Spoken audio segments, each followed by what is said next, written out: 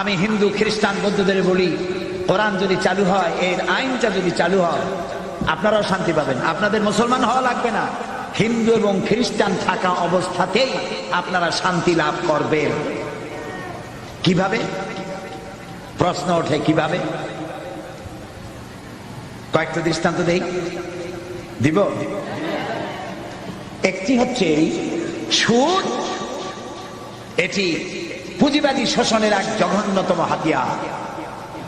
সুদ আর যাকাত দুটির মধ্যে পার্থক্য হলো, যাকাত হলো বড় লোকদের কাছ থেকে নেওয়া, গরিবদের দেওয়া, এটা হলো যাকাত।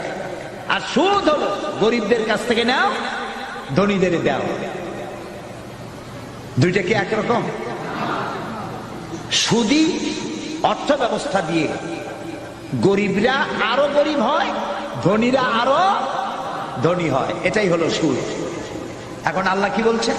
আল্লাহ তাআলা বলছেন ওয়াহাল্লাল্লাহুল বাইআ ওয়া হাররামার রিবা। আমি ব্যবসাকে করেছি হালাল, সুদকে করেছি হারাম। কে বলতেছেন? আল্লাহ তাআলা। এখন সুদ যদি বন্ধ করে দেওয়া হয়, সমস্ত ব্যাংক থেকে সুদগুলি বন্ধ হয়ে গেল, তাহলে উপকার পাবে শুধু মুসলমানে না হিন্দুরাও পাবে? পাবে কিনা? কিভাবে শোষণ করে সুদ দিয়ে? এই যে বিভিন্ন এনজিও আছেন আমাদের দেশে, ব্যাংকও আছে, এনজিও আছে, তারা সুদি কারবার করে। ব্যাংকে সুদ নয় নেয় 17% থেকে 15% থেকে 17% হচ্ছে ব্যাংকের সুদ, আর এনজিওদের সুদ হচ্ছে 35 থেকে 45% তাদের সুদ।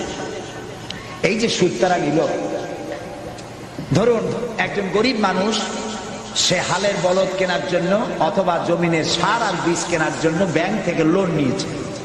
লোন নিয়ে সে চাষাবাদ করলো, এরপরে দেখা গেল অনাবৃষ্টি অথবা অতিবৃষ্টির কারণে ফসল হলো না, ফসল হয় নাই। লোকটা তো ব্যাংকের কাছে ঋণী, এই ঋণ শোধ করবে কি দিয়া? ব্যাংক বৃষ্টি হয় নাই বলে, ফসল ভালো হয় নাই বলে ব্যাংক কি তার সুদ মাফ করবে? করবে না। তখন গরিব লোকটা কি করবে? তার বইয়ের সোনার শেষ বালা, শেষ চুরি গাছা, মায়ের চুরি গাছা, হালের বলদ জোড়া বিক্রি করে সুদের টাকা পরিশোধ করতে হবে, ঠিক কিনা? তাহলে গরিবের টাকা ব্যাংকে জমা হলো, ব্যাংকে টাকা রাখছিল কারা? কর না কেন? ধনীর টাকায় বরকত হইতে থাকলো, আর গরিব নিঃশেষ হতে হতে আরো নিঃশেষ হয়ে গেল। এখন ওয়াহাল্লাল্লাহুল বাইআ ওয়া হাররামার রিবা, আল্লাহ বলেছেন সুদকে হালাল, হারাম করলাম, ব্যবসাকে করলাম হালাল। এখন সুদ যদি ব্যাংক থেকে বন্ধ হয়ে যায়, সমস্ত ব্যাংক থেকে, তাহলে উপকার হবে শুধু মুসলমানের না উপকার হবে কাফের, হিন্দু, খ্রিস্টান, বৌদ্ধ সকলের উপর? বলেন বলেন। এখন এই সুদ কিভাবে বন্ধ করবেন আপনারা? সুদ এর মধ্যে 70টি গুনাহ। 70 গুনাহ হলো নিজের মাকে, গর্ভধারিণী মাকে বিবাহ করা, ঘৃণার সাথে। বলেন নাউযুবিল্লাহ। এইটা যদি হয় ছোট্ট গুনাহ, 70টা গুনার ছোট্ট গুনাহ এই। বড় গুনাহটা কি? আমি হাদিস শরীফ খুঁজেছি, বড় গুনাহ হাদিসে পাইনি। খুঁজতে খুঁজতে কোরআন শরীফে পেয়ে গেছি বড় গুনাহটা কি। বড় গুনাহ হলো সূরা বাকারার মধ্যে আল্লাহ তাআলা বলেছেন, সুদের অপকারিতা একটা রুকু ব্যাপী আলোচনা করে তারপরে শেষ দিকে গিয়ে আল্লাহ তাআলা বলেছেন, ফাইন্নাম তাফআলু ফাযানু বিহারবিন মিনাল্লাহি ওয়া রাসূলিহি। এই সুদকে যদি ছেড়ে না দাও, তাহলে আল্লাহ এবং রাসূলের বিরুদ্ধে, আল্লাহ এবং রাসূলের পক্ষ থেকে যুদ্ধের ঘোষণা রইল। পারবা আল্লাহ এবং রাসূলের সাথে যুদ্ধ করতে? যারা জবাব দিলেন না তারা পারবে? আল্লাহর সাথে যুদ্ধ করবা? 1.5 মিনিট একটা আঘাত দিলেন, এই যে সুনামি হয়ে গেল না, ওইটা যদি হয় সুনামি, তাহলে দুর্নামিটা কি? Thailand, Malaysia, Indonesia, Sri Lanka, Tamil Nadu, 1.5 মিনিটের এক ধাক্কায় 3.5 লক্ষ মানুষ দুনিয়া থেকে বিদায় হয়ে গেছে। 1 লক্ষ মানুষের খোঁজ নাই। বাড়ি ঘর, দালান কোঠা মিসমার হয়ে গিয়েছে। সমুদ্র থেকে 33 ফিট উঁচু হয়ে পানি এসে সমস্ত এলাকা ভাসাইয়া ভাসাই দিচ্ছে। আল্লাহর কত বড় শক্তি! সুবহানাল্লাহ বলো। আল্লাহ কত যুদ্ধের ঘোষণা রইল। এইটা হলো সুদের সব থেকে বড় পাপ। এই সুদ ওয়াজ করে বন্ধ করা যাবে? আমার মতো সাইদি লাখো কোটিও ওয়াজ করে করে শেষও যদি হয়ে যায় সুদ বন্ধ হবে না। এদেশের হারেমেরা পীরেরা হাজার বছর ধরে ওয়াজ করেছেন, সুদের বিরুদ্ধে সুদ বন্ধ হয় নাই। ওয়াজ করে যদি সুদ বন্ধ করা যেত, জেনা বন্ধ করা যেত, তাহলে রাসূলুল্লাহর চাইতে বড় ওয়াইজ আকাশের নিচে জমিনের উপরে আর নাই। তিনি ওয়াজ করে বন্ধ করতে পারতেন, ঠিক না ভাই? রাসূলুল্লাহ ওয়াজ করে বন্ধ করতে পারেন নাই। কি করে বন্ধ করছে? আইন করে বন্ধ করেছে। কি করে বন্ধ করেছেন? আইন করে। সুতরাং ওয়াজ করে তাফসীর করে সুদ জেনা মদ বন্ধ করা যাবে না। বলতে পারেন তাহলে আপনি এত চিল্লেন কেন? বলতে পারেন আমি চিল্লাই মোটিভেশন করার জন্য, আপনাদের ব্রেন ওয়াশ করার জন্য।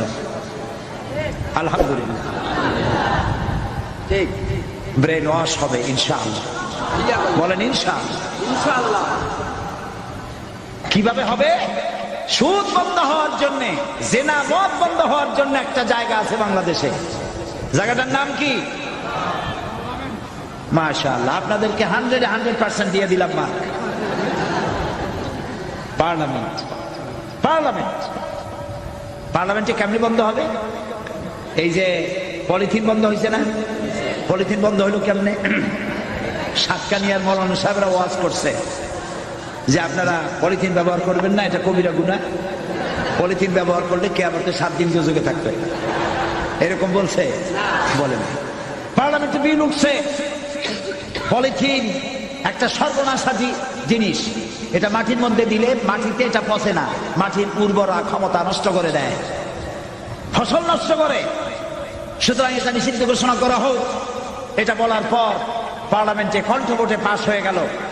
পরের দিন থেকে পলিথিন নিষিদ্ধ ঘোষিত হয়ে গেল। পলিথিনের উৎপাদন বিপণন সব দণ্ডনীয় অপরাধ হয়ে গেছে না বন্ধ? এখন দেখেন পার্লামেন্টে এই আইন পাশ করার জন্য, সুদ বিরোধী আইন পাশ করার জন্য শাহজাহান সাহেবের মতো লোক লাগবে। যারা সুদের ব্যবসা করে ওরা পারবে না।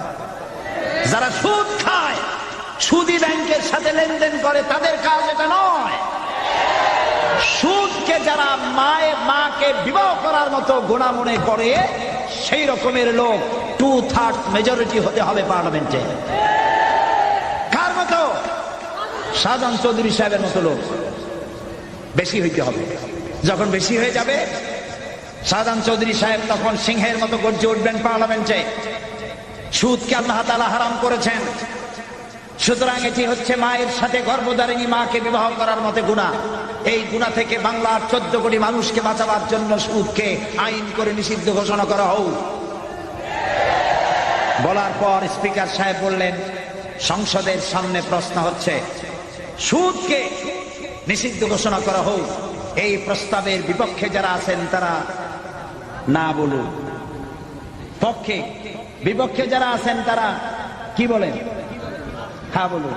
তো বিপক্ষে যারা আছে, অর্থাৎ সুদ চালু থাকুক, এটা যারা চাইবে তাদের সংখ্যা কম থাকবে, কারণ শাহজাহান সাহেবরা তখন বেশি হবে ইনশাআল্লাহ। বলেন ইনশাআল্লাহ।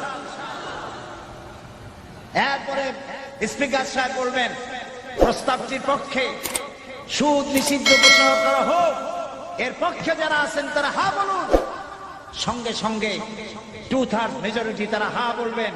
স্পিকার বলবেন, হা জয়যুক্ত হয়েছে, হা জয়যুক্ত হয়ে গেছে। পরের দিন থেকে সোনালী, পুবালী, রূপালী, শ্যামলী, চৈতালি সব ব্যাংকে সুদ বন্ধ হবে নাকি হবে না বলুন?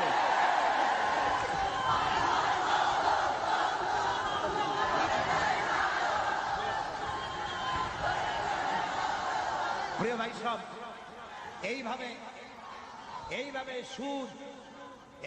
সুদ, জেনা